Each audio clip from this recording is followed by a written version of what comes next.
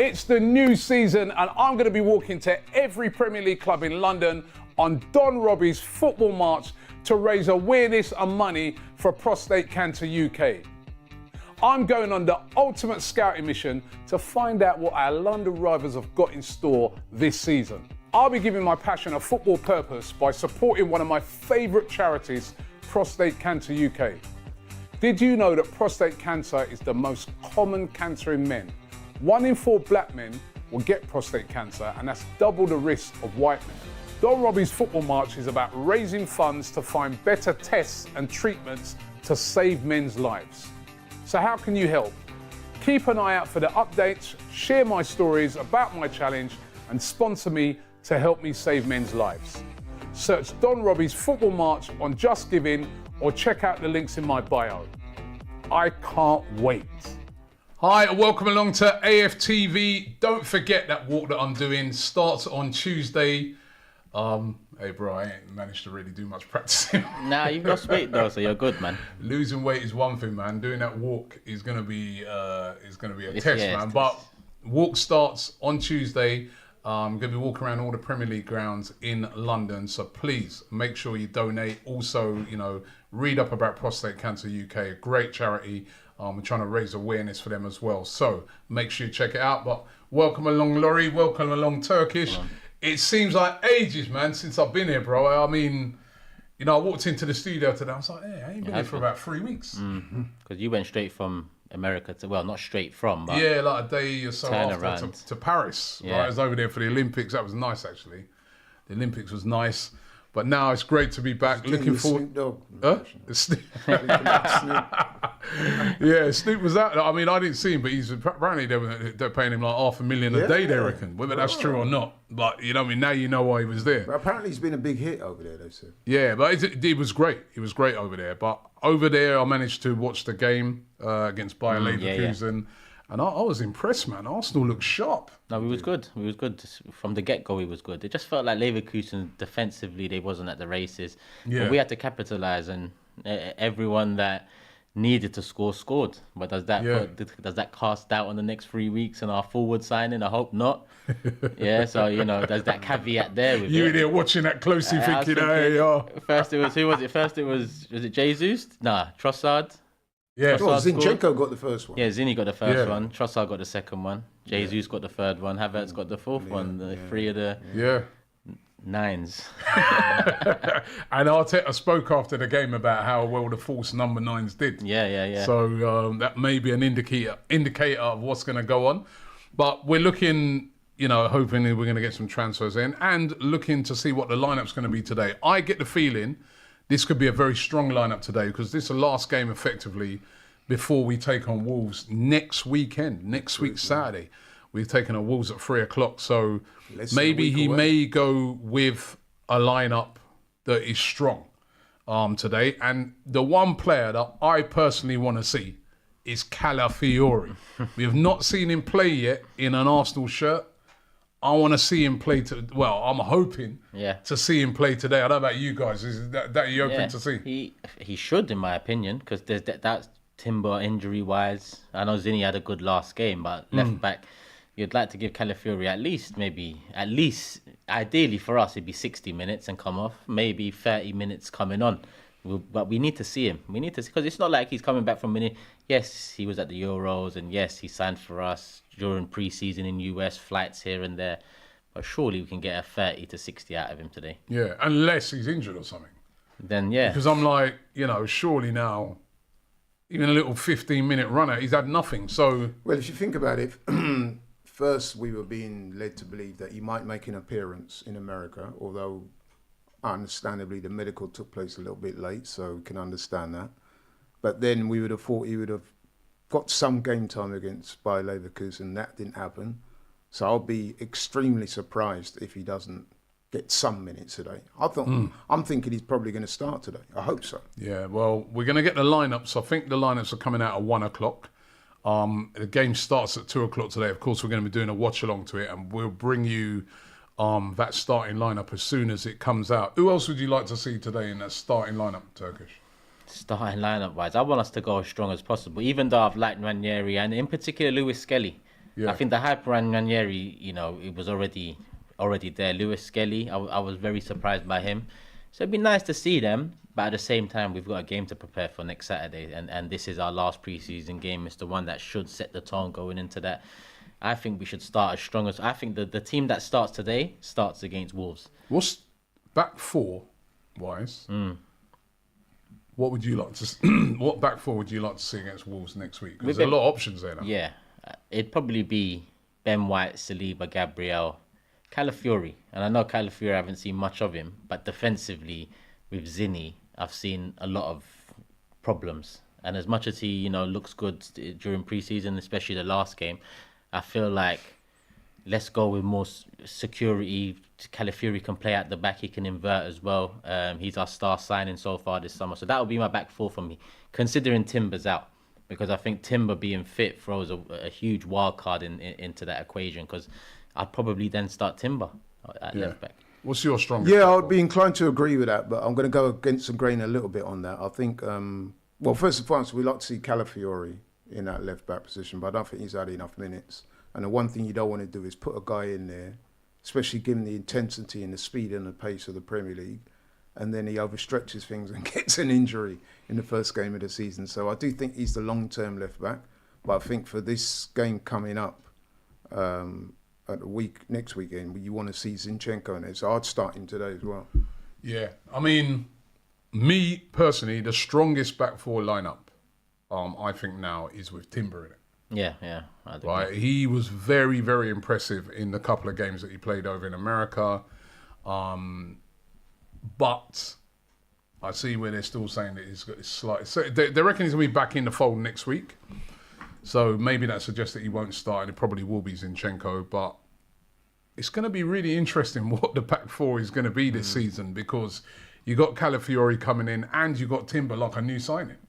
Yeah, I mean, the more we talk now, the more the Calafiori did is, people will be in the comments saying, see, like it always made sense. But with Timber coming back from such a big injury, and no doubt this is not going to be the first problem he has on his return. He's going to face these problems for at least the next 6 months, coming in and out the side.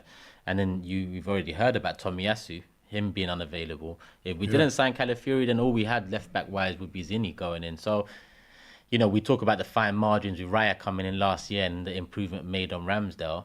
I guess Arteta's, being safe as well with the Calafiori signing, because starting the season with Zinni, as much as it can work, we've seen it work, it can also cost us. So, yeah, I think... What was the question? I don't know, I went off on one. Strongest back four. Yeah, I think right now Calafiori is the one, because he's the unknown entity for me, whereas with Zinni, if we're talking strong back four, I don't include Zinni in a strong back four. He's in a strong, competent attacking team. Yeah, so Calafiori, but if Timber was available, Timber. I think come January, that's when Timber will really start, asking the questions, knocking on the door for that starting berth. Do you think we'll sign a striker this summer? We need to. We need somebody in those forward positions. I'm not going to go through names because we've done it to death.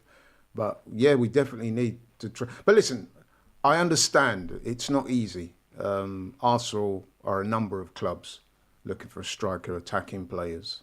So it's not going to be easy. But I do think it's absolutely imperative that we do our best to try and get a striker or a forward, because I do think that could be the game changer. Striker? I don't think it's going to happen, if I'm honest with you. I just don't see it. I'm surprised by it. I just, with 3 weeks left of the window, you'd expect to be hearing some sort of, And I know we've gone and swooped in before. That's the rare occasion that we've swooped in and got a deal done within a week or two. So with the lack of rumours, lack of... Osimhen's out there available, apparently, and I'm going to be doing a special transfer daily today from the stadium, right, with the fans after the game. So look out for that later on. It's something different I'm doing today. But Osimhen, which is one I'm going to mention, he's asked to leave Napoli. He's put in a transfer request. Could he be a player? I mean, Chelsea have just gone and bought Neto, so maybe they might not be able to get him. PSG, they're haggling over the price.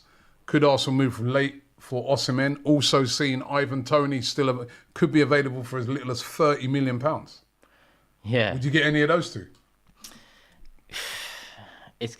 Robbie, it's better someone than no one. That's how I see it. But I'm not gonna lie, I'm nervy about the lack of. It's what seems like a lack of foresight in this department.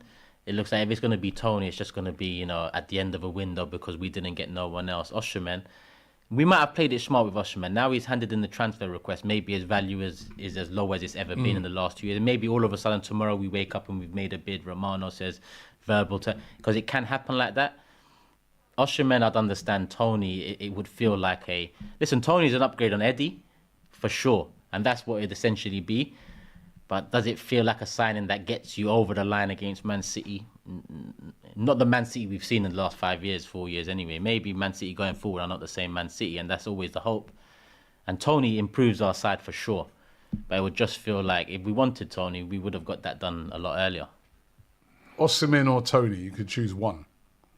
Well, because me and you have had these conversations on many occasions. And I'd go for Tony. But listen, a lot of people out there, I know you, Robbie, you like Osimhen. What I would say is this. Me and you had this conversation just yesterday afternoon when we called each other. So my point of view is that if you get, say for argument's sake, we get Tony. I'm not saying that Tony's the next Haaland, right? But what I am saying is he gives you an attacking option that is very credible, that enhances the team. And I think that is something that we should pursue. It's very difficult with strikers because I'm not saying that you're going to sign an automatic 20-plus goal season guy. But I do think he has the capability of getting goals.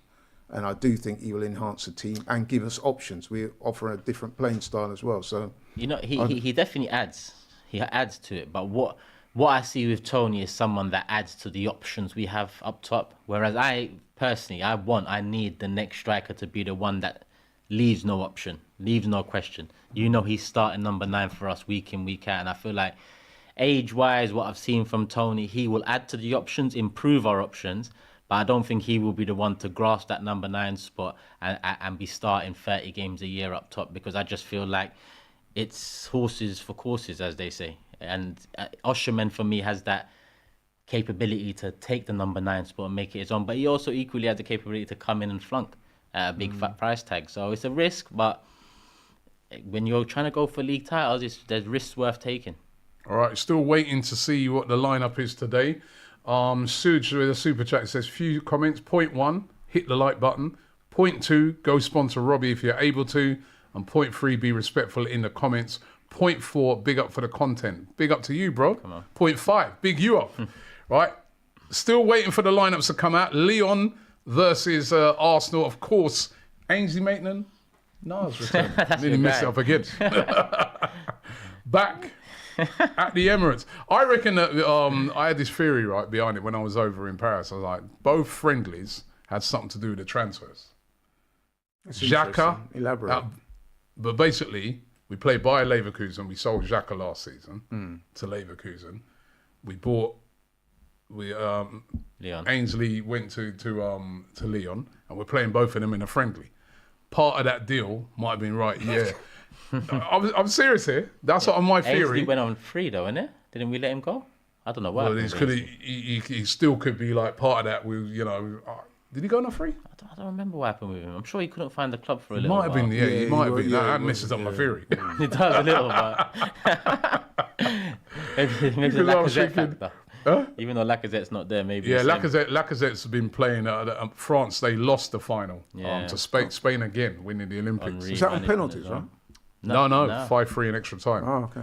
Anyway, here is the lineup for today's game, and it is strong, guys. In goal, David Raya.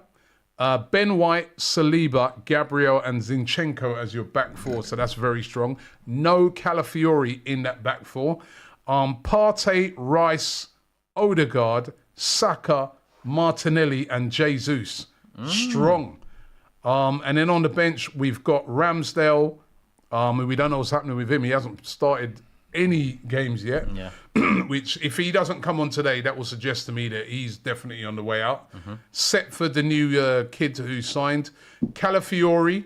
Nice. Heaven, Lewis Skelly, Nichols, Kivior, Jorginho, Nelson, Wanyeri, Trossard, and Nketiah. No Havertz. I don't see no Havertz on the bench, which is interesting. So no Havertz on the bench, Hope maybe. that's not an injury. Someone's saying it. Go back to the starting lineup. Someone said Havertz is up top, not Jesus. Let me just check this. Starting Jesus on the bench. Okay. Oh, well then, hey, AFTV, you just give me the wrong starting lineup. Hey, What kind of information is this? what's going on? Right, let me just double check that again then. Let me see if I can find it again. Yeah. Oh no, it looks like they put that through. Where's the Arsenal A one? lot of comments are saying Havertz up top, not. So Havertz up top and not Jesus is on the bench. Actually, yeah. So Havertz up top, Jesus on the bench. Strongest. Strongest, yeah. Did he say Rice was there as well? Yeah. Partey, yeah. Rice, So Odegaard. that looks to me very much as though that will be as close or very close to I think that'll be the starting lineup That for will this be. week. for next week. That yeah. will be, yeah. I think that'll be the starting lineup. So Raya, White, Saliba, Gabriel, Zinchenko, Thomas Partey, Declan Rice, Martin Odegaard, Saka, Martinelli, Havertz. That's strong. Yeah. That's the strongest lineup we can pick bar left back. Yeah. Strongest lineup we can pick. So that bar would left suggest that A, he's obviously taking this game very seriously, which is what we expect, and B, as we said before, he's using this game to test the players out. Work on stuff that they'll be hoping to get Yeah. Get more sharp accomplished against Wolves. Yeah. Nagoni says we've not won anything yet, Rob. We need a striker. Can Kai Havertz? Now, me and you were having this discussion yesterday. Let me tell you how the discussion went. Go So on. he's saying to me we should get Ivan Toney. I said to him, at first I was saying get Ivan Toney. But is Ivan Toney better than what we've... Is he way better than what we've got? And I look on it, I say, is he way better than Jesus? Way better than Havertz? I don't think he is. He's good. But is he way better? I mean, for £30 million, though, I'd probably say, yeah, go and get him if you're selling Eddie. But my thing is, what about Havertz? Can Havertz get 20 goals this season? He scored what he scored last year. Was it 14? 13 13. in the Premier League. And he played most of the season in midfield, didn't it? Half of the season he played as a midfielder. Then he moved up front. He starts up front for Germany, scored a couple of goals at the Euros. Can Havertz score 20 goals in the Premier League? You're asking me? Yeah. No. Why? He just... He scored 13. I know. He played a half of those as a midfielder. I think he could. But let's not forget... It's not beyond probability, but what I would say is that it's unlikely. He's not done it ever, has he? But he's in a system now that could allow him to do it. Listen, I hope you're right, but what I would say is that we need strength in that position. We need options. Who's a better striker? Dominic Solanke, who's just gone for £65 million, or Havertz? A better striker. Yeah. I'm not saying either are top strikers, but you'd probably say as a Depends how you define as a it, though, striker, doesn't it? Solanke is a striker and Yeah, Havertz isn't a yeah, striker. yeah. So you'd have to say, I think Solanke got 19 goals last season. and he's overpriced as well. By the way, I'm not. He's even miles comparing them. overpriced, but I think I want a striker. Listen, let me make it clear first, right? I think if Osimhen is available at a decent price, I think Arsenal should try and sign him. And I also think if those rumours were true and you could get Ivan Toney for 30 million, I'd sign him as well. I think Arsenal should go and sign him. However, I don't... There's Well, that you killer said is not something out there. off The camera, killer. didn't you? You said something off camera about him being linked to Saudi, and you also followed that by saying it would appear that there's not a rush of clubs. But there's looking not, to is sign there? him. Like, So it Ivan begs the Toney. question, why? Yeah, And I I'm must wondering admit, why. I'm Why curious has as to nobody? they Why did did Tottenham not go for Ivan Toney? Why did all these clubs that need a striker? None of them have gone for Ivan Toney. Why? He hasn't really conducted himself in the best of ways off the pitch. Yeah, but you've seen other players do that, and they've still gone. Yeah, So but it just makes me think. risk worth balance and all of that. I mean, he came out on a boat with a woman saying "F Brentford" or something like that. Yeah. So that's not a great look. It's so, not a great look. And I know he's had other moments like that as well. Even the not the gambling thing per se, but essentially twerking for other clubs near the end of your ban coming to. It's not the greatest of looks. It's not. Chelsea might take advantage of that because Chelsea don't have no morals. They don't really care about all that. They'll just Yeah, but Chelsea have just gone and laid out a lot of money for Neto. Yeah. So are they? The two things I would say to that is this, and I do agree with you, he does have a somewhat spotty record when it comes to things like that. He's definitely a maverick. However, I've done some reading into it, and it would appear that his current manager, Thomas Frank, is very effusive about him, says his attitude is spot on, and that he always puts it in. And the second thing I would say is that if you do sign a player that is a bit of a maverick, I always think that it's a good test of the manager's ability to rein him in. So we've seen other maverick players in the past. He's not worth it though. Well, he's not worth the. It could be. He's not a maverick that's gonna, that you can look at and say, he does that for us. He's more like, I'm with Rob. You see 2 years ago, Jesus, when he got injured and towards the end of the season, I would have said Tony probably perfect, because then you've got Jesus who can play with back to goal. He can, he's not the best number 9, but he's got qualities. And then you've got a big man who can rotate with him, come off the bench. But now it's kind of flipped on his head 12 months later, because now we've kind of got the big man in Havertz, but we have doubts about the smaller man in Jesus. So Osimhen, that type of profile, I'd like more, because Tony for me is similar to Havertz in terms of profile, build and whatnot. Not similar in the box, but even then, I don't think Tony's done enough for me to say, listen, he's had 120 goal season and 8 or 9 of them goals were penalties. I'm sorry, but Jesus could do that. Havertz could do that. He's never done it. They could, but I'm saying if they had 8, 9, Jesus had 11 goals in his first season. Havertz had 13 in his next. Havertz had 1 penalty. I don't think Jesus had any. And I'm not dismissing, you need to bang your penalties. But what I'm saying is 1 season, 7, 8 penalties or whatever it was. It's not like I'm looking at him and saying he's 30, comes in. He just adds to the options. I'll take him, upgrade on Eddie. But don't be surprised if we're 2 points off City again come the end of the season. Yeah, Heaven says, of course we wish Havertz had come into the team hot last season, more like Rice, but he didn't. Havertz was improving every game. He can get 20 goals easily. Watch. Sure, that's not Jack. Big up Jack as well. Happy birthday going out to Jack, man. Gorkaris says JJJS. His name's been linked a lot. I don't know much about him. It's just that, 43 goals last season. Yes, it looks good, doesn't it? But he's 27 or something, so he's a late bloomer. Yeah, he is. I first came across Gyökeres when he played for Coventry against Luton in the Championship playoff game a couple of seasons ago. Yeah, and I must admit, I thought he was the best player on that day. And then he went to Portugal. Championship. Yeah, Championship, obviously. He went to Portugal and he's been banging the goals in. But again, some people say that's Championship 2.0. Well, this is it. Right, so apart from Benfica, there's always going to be Sporting question marks. And let's be honest, you're always taking risks apart from the very elite guys like Haaland. When City got Haaland, we knew that weren't no risk because we knew he was that guy. Unfortunately, there's not too many Haalands floating around. And even when they are, it's the money that you're talking about is stratospheric. So we do have to be realistic. Yeah. And that's why I said it's not an easy job. Matt G says, of course, Thomas Frank is going to be positive about Tony because they're trying to sell him. That's what he says. Unknown Cookie says, big up Turkish, always speaks the truth. Gorkares in, he says. Thank you. Right? So are you saying Gyökeres in? No, I'm saying somebody in. Please. Because we've just said that this is our strongest lineup today that we can go in against Wolves. That's the same lineup as last season. It's not. There's nothing fresh there. It's becoming clear that we're all advocating that the position needs to be strengthened. There needs to be options there. Just like we said earlier, we've got options at left back. The striking situation is no different.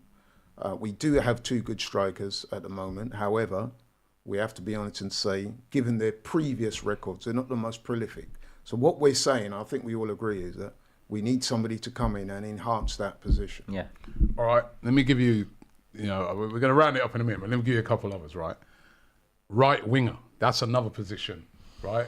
We've got Saka there. If anything happens to him, then what, right? Reece Nelson could be on his way out, right? There's a load of clubs that are interested in him. Let me throw a couple of right wingers at you. Nico Williams, that's done. He looks like he's going to stay, so... And if he doesn't, he'll probably end up at Barcelona. So we're not going to get Nico Williams by the looks of it. What about these two? Who would you have out of these two? Leroy Sané It'd be available for about £45 million. Or Kingsley Coman, who there's a lot of talk that Bayern would be willing to let him go out on loan this season. Probably take Sané. I'll probably take Coman, but that's no disrespect to Sané, who I rate highly. However, he does tend to blow hot and cold. All right, one more in it. Yeah. Rafinha, Barcelona. Nah, not for me. No, not for me neither. I'd go Coman. Sané and Coman can both play both wings as well. I think so. That helps. But yeah, Sané for me. I like Premier Sané, League but I experience. do. Sometimes you see that in the same game with him. You know, he'll start really well, then he'll just tail off. Other times he'll go missing, then he'll turn up with a moment of excellence. But he's largely unpredictable. But if the Coleman on loan thing is true, because I'm not certain on Sané, of course you go for the loan. To me, Coman's available on loan. Right? It's a no-brainer. Yeah, But let's see. JJJS says, buy a damn striker or City win the league. And he says, Gorkarez, LFG. Let me just run through the lineup again. Raya in goal, Ben White, Saliba, Gabriel and Zinchenko, Thomas Partey, Declan Rice, Martin Odegaard, Saka, Martinelli and Havertz. No room for youngsters in this game. He's going strong. The bench, Ramsdale, Setford, Calafiori for the first time in the Arsenal squad. So looks like all of those lucky Arsenal fans that are going to be at the game today are going to get a chance to see Calafiori play at some stage, probably in the second half. Heaven, Lewis Skelly, Nichols, Kivior, Jorginho, Nelson, Wanyeri, Trossard, Jesus, and Eddie Nketiah. That is the Arsenal starting 11 and squad for the game against Lyon today. The last friendly of this season before we get into the big thing, although I get the feeling they will play a behind closed doors friendly during the week. I just got that feeling. They did it last time.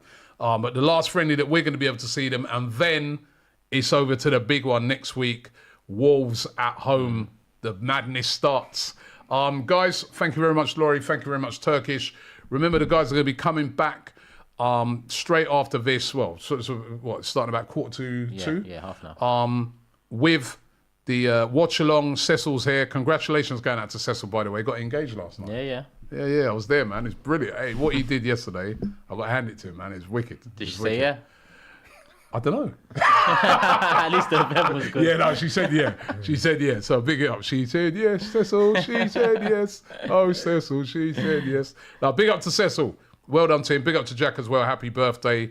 And it's good to be back. I'm going to be at the game speaking to fans after the game as well. The guys are going to be here in the studio. So make sure you check it. Keep it locked here on AFTV. A lot of people have been asking, where can you watch the game? I know that Arsenal are showing it on their website. I think you've got to pay for it. Hey, listen. The other night, right, when I was in France, Arsenal's things like $6.99. Leverkusen were showing it for nothing. No. I'm not going to say where I watched it. So thanks for watching, right? Thanks for watching, right? But you can check it out on Arsenal's website, arsenal.com, if you want to watch the game. Thanks for watching, and look out for the watch along. It's the new season, and I'm going to be walking to every Premier League club in London on Don Robbie's football march to raise awareness and money for Prostate Cancer UK. I'm going on the ultimate scouting mission to find out what our London rivals have got in store this season. I'll be giving my passion a football purpose by supporting one of my favourite charities, Prostate Cancer UK. Did you know that prostate cancer is the most common cancer in men? 1 in 4 black men will get prostate cancer, and that's double the risk of white men. Don Robbie's Football March is about raising funds to find better tests and treatments to save men's lives. So how can you help? Keep an eye out for the updates, share my stories about my challenge, and sponsor me to help me save men's lives. Search Don Robbie's Football March on Just Giving or check out the links in my bio. I can't wait.